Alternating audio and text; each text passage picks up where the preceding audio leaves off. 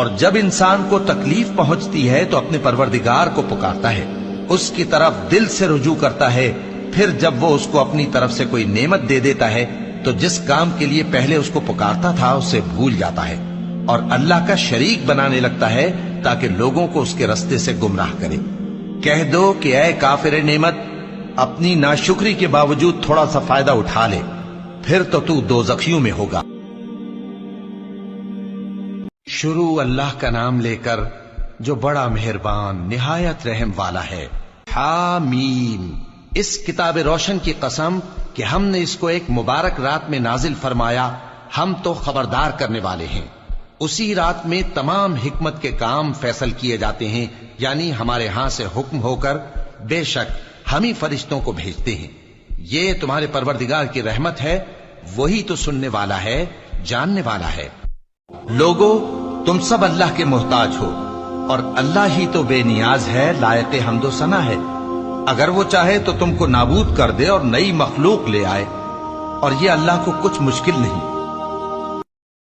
اللہ ہی تو ہے جس نے سمندر کو تمہارے قابو میں کر دیا تاکہ اس کے حکم سے اس میں کشتیاں چلیں، اور تاکہ تم اس کے فضل سے معاش تلاش کرو، اور تاکہ شکر کرو۔ اور جو کچھ آسمانوں میں ہے اور جو کچھ زمین میں ہے، سب کو اسی نے اپنے حکم سے تمہارے کام میں لگا دیا۔ جو لوگ غور کرتے ہیں ان کے لیے اس میں قدرت کی نشانیاں ہیں۔ شروع اللہ کا نام لے کر جو بڑا مہربان نہایت رحم والا ہے۔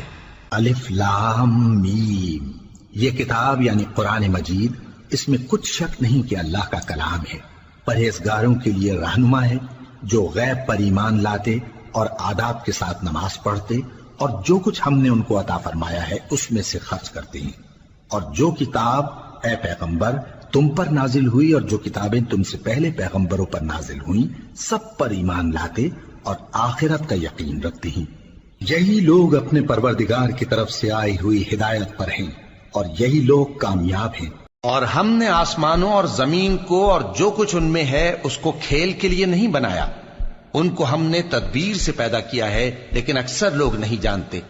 کچھ شک نہیں کہ فیصلے کا دن ان سب کے جی اٹھنے کا وقت ہے، جس دن کوئی دوست کسی دوست کے کچھ کام نہ آئے گا اور نہ ان کو مدد ملے گی مگر جس پر اللہ مہربانی کرے۔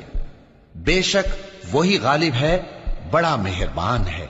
اور اے مکے والو، تمہارے ارد گرد کی بستیوں کو ہم نے ہلاک کر دیا اور بار بار ہم نے اپنی نشانیاں ظاہر کر دیں تاکہ وہ رجوع کریں، تو جن کو ان لوگوں نے اللہ کا قرب حاصل کرنے کے لیے معبود بنایا تھا، انہوں نے ان کی کیوں مدد نہ کی، بلکہ وہ ان سے گم ہو گئے، اور یہ ان کا جھوٹ تھا اور یہی وہ افترا کیا کرتے تھے۔ کہو کہ اگر تم جانتے ہو تو بتاؤ کہ زمین اور جو کچھ زمین میں ہے سب کس کا مال ہے؟ جھٹ بول اٹھیں گے کہ اللہ کا۔ کہو کہ پھر تم سوچتے کیوں نہیں؟ ان سے پوچھو کہ 7 آسمانوں کا کون مالک ہے اور عرش عظیم کا کون مالک ہے؟ بے ساختہ کہہ دیں گے کہ یہ چیزیں اللہ ہی کی ہیں۔ کہو کہ پھر تم ڈرتے کیوں نہیں؟ کہو کہ اگر تم جانتے ہو تو بتاؤ کہ وہ کون ہے جس کے ہاتھ میں ہر چیز کی بادشاہی ہے اور وہ پناہ دیتا ہے اور اس کے مقابل کوئی کسی کو پناہ نہیں دے سکتا۔ فوراً کہہ دیں گے کہ ایسی بادشاہی تو اللہ ہی کی ہے۔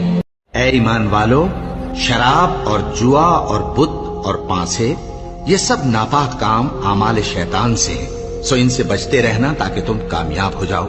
شیطان تو یہ چاہتا ہے کہ شراب اور جوئے کے سبب تمہارے آپس میں دشمنی اور رنجش ڈلوا دے اور تمہیں اللہ کی یاد سے اور نماز سے روک دے۔ تو کیا تم لوگ ان کاموں سے باز آؤ گے؟ اور اللہ کی فرما برداری اور رسول کی اطاعت کرتے رہو اور ڈرتے رہو۔